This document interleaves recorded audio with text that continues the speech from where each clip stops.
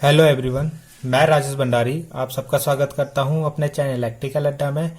तो जैसा आप सबको पता है, हमने क्लास 12th का जो है फिजिक्स में सेकंड चैप्टर स्टार्ट कर लिया था। ठीक है, तो उसमें हमारा जो गॉस के अनुप्रयोग थे वो हमारे खत्म हो गए हैं। ठीक है, तो आज हम पढ़ेंगे गॉस की प्रमेय से कूलॉम का नियम हम प्रूव करेंगे। ठीक है, उसको सिद्ध करेंगे।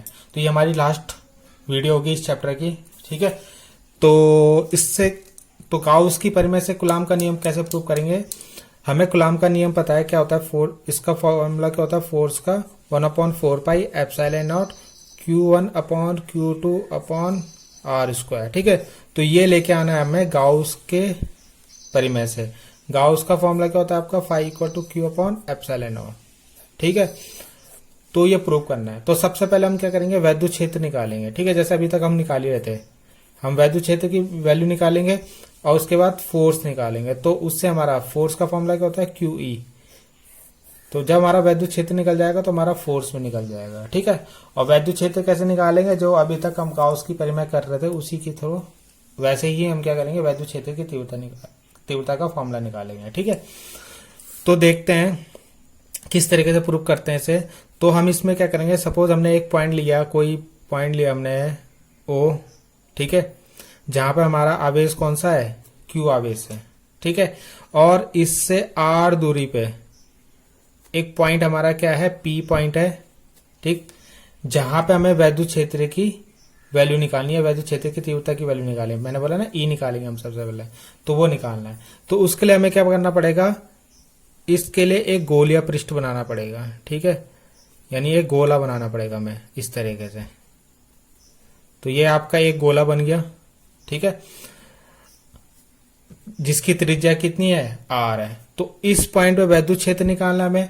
तो उसके लिए हमें क्या करना पड़ेगा, पहले वहां पे से गुजरने वाले फ्लक्स की वैल्यू निकालनी पड़ेगी, फाई। ठीक है, तो उसके लिए हम एक छोटा सा क्या लेंगे, पृष्ठखंड लेंगे, ds। ऐसे इसके अंदर बहुत सारे पृष्ठखंड होंगे। ठीक है, बहुत सारे पृष्ठखंड होंगे, मगर हम क्या करेंगे, एक का निकालेंगे, उससे गुजरने वाला फ्लक्स की वैल्यू निकालेंगे, उसके बाद उसका इंटीग्रेशन कर देंगे। तो टोटल जितने इसके पृष्ठखंड होंगे उससे गुजरने वाला फ्लक्स की वैल्यू आ जाएगी। ठीक है, और जो टोटल पृष्ठखंड है ये मिलकर एक गोला बना रहे हैं आपके, ऐसे सारे क्या मिलाएगा, गोला बन जाएगा ये। ठीक है, तो एक पृष्ठ से गुजरने वाला फ्लक्स की वैल्यू निकालेंगे, उसका इंटीग्रेशन कर देंगे तो कुल गुजरने वाला फ्लक्स आ जाएगा गोलीय पृष्ठ से। ठीक है, और उसके बाद वैद्युत क्षेत्र की वैल्यू आ जाएगी आपकी।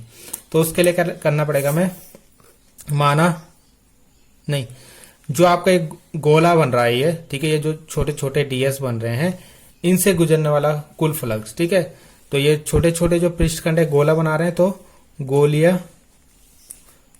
पृष्ठ से गुजरने वाला कुल वैद्युत फ्लक्स। ठीक है, तो कुल वैद्युत फ्लक्स कितना होगा, फाई। देखो एक से जो गुजरेगा वो गुजरेगा आपका, ठीक है, एक चीज मैंने इसमें बताया नहीं, हाँ, इसमें Q है ना आपका, Q के कारण इस ds पे वैद्युत क्षेत्र की दिशा कैसे होगी, ऐसे बाहर की तरफ।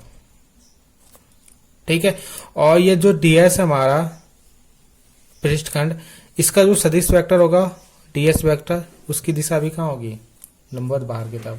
तो इनके बीच में एंगल कितना बन रहा है, 0 डिग्री।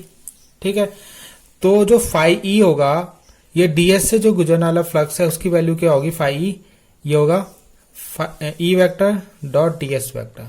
ठीक है, मगर हमने यहाँ पे लिखा है गोलीय पृष्ठ।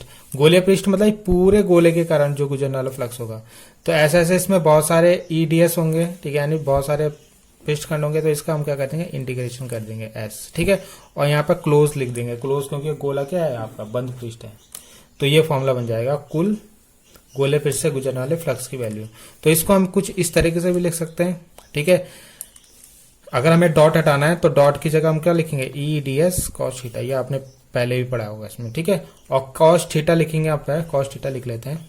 ठीक, और थीटा की वैल्यू क्या होगी यहाँ पे, 0। तो यहाँ पे आप देखो, अगर आप देखो तो ई जो होगा सब में सेम होगा, ई की दिशा क्या होगी, सब में सेम होगी, क्योंकि प्लस के कारण जो ई की दिशा होगी बाहर की तरफ होगी, तो ऐसे बाहर की तरफ होगी इनमें। ठीक है, तो ई की जो वैल्यू होगी हर जगह सेम होगी, दिशा क्योंकि बाहर है, तो ई की वैल्यू हर पॉइंट पे सेम होगी, तो इसलिए तो ये तो बाहर आ जाएगा। केवल किसका इंटीग्रेशन होगा, आपका डीएस का, ठीक है। और कॉस 0 हम पे रखेंगे तो उसकी वैल्यू 1 होती है, तो ये तो हट जाएगा, आपका केवल डीएस बचेगा। अब ये बताओ जो आपका फाई ई आएगा, ठीक है, यहाँ पे जो डीएस का इंटीग्रेशन हो रहा है, यानी पूरे डीएस का जो इंटीग्रेशन हो रहा है यानी समाकलन हो रहा है, इसका मतलब हमें डीएस का क्या लिखना है, गोले का क्षेत्रफल रखना पड़ेगा यहाँ पे, ठीक है। तो गोले का क्षेत्रफल कितना होता है, 4πr²। तो सब गोलों का क्षेत्र, जो सब पृष्ठखंड है उनका क्षेत्रफल का फॉर्मूला कितना हो गया, 4πr², क्योंकि वो एक गोला बना रहे हैं, ठीक है। इसे ले लेंगे समीकरण 1। अब हम आगे देखते हैं गाउस की परिमेय से, ठीक है, गाउस की परिमेय से। तो गाउस की परिमेय से क्या होता है, आपका फॉर्मूला क्या होता है, फाई इक्वल टू Q/ε0, ठीक है, ये आपको पता है। इसे बना लेंगे समीकरण 2। तो समीकरण 1 बराबर समीकरण 2 ले लेंगे, ठीक है। दोनों को जब इक्वल रखेंगे, देखो यहाँ भी फाई है, यहाँ भी फाई है, तो इन दोनों को इक्वल रख देंगे, क्योंकि लेफ्ट हैंड साइड बराबर है तो राइट हैंड साइड भी बराबर हो जाएगा, ठीक। तो यहाँ से ई की वैल्यू कितनी आएगी, ई की वैल्यू आएगी आपकी 1/4π, ठीक।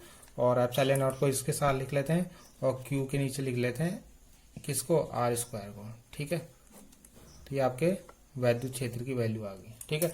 तो मैंने बोला था पहले वैद्युत क्षेत्र निकालेंगे ई, उसके बाद एफ निकालेंगे, ठीक है। तो यहाँ पे हम क्या करेंगे, एक मिनट, तो हमें अब क्या निकालना है, फोर्स निकालना है, ठीक है। तो हम ले लेंगे, माना पी बिंदु पर हमारा क्या है, Q0 आवेश है, तो उस पर बल,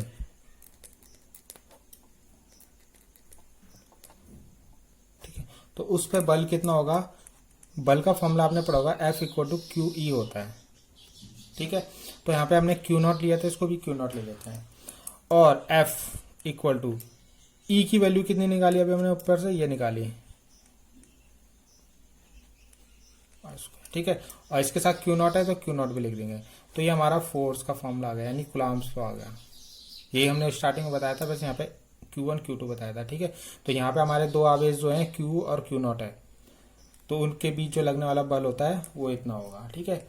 तो इस तरीके से हमने क्या करा, गाउस की परिमेय से कूलम्ब का नियम प्रूव करा, ठीक है। तो सबसे पहले हमने फ्लक्स निकाला, फ्लक्स के बाद हमने इलेक्ट्रिक फील्ड निकाला, इलेक्ट्रिक फील्ड के बाद हमने फोर्स निकाला, ठीक है। तो ये इसका एक मेथड है निकालने का, जिससे कैसे आप याद रख सकते हो। तो यहाँ पे आपका ये सेकंड चैप्टर खत्म हो चुका है, ठीक है। तो जो भी आपको डाउट हो प्लीज़ कमेंट जरूर कीजिएगा, ठीक है। और प्लीज़ लाइक एंड सब्सक्राइब जरूर कीजिए, क्योंकि मैं आपको कंप्लीट सिलेबस कराऊंगा इसमें। आपको हिंदी मीडियम वाले जो है पूरा फिजिक्स का कंप्लीट सिलेबस कराऊंगा आपको, तो बने रहिए हमारे साथ। Thank you.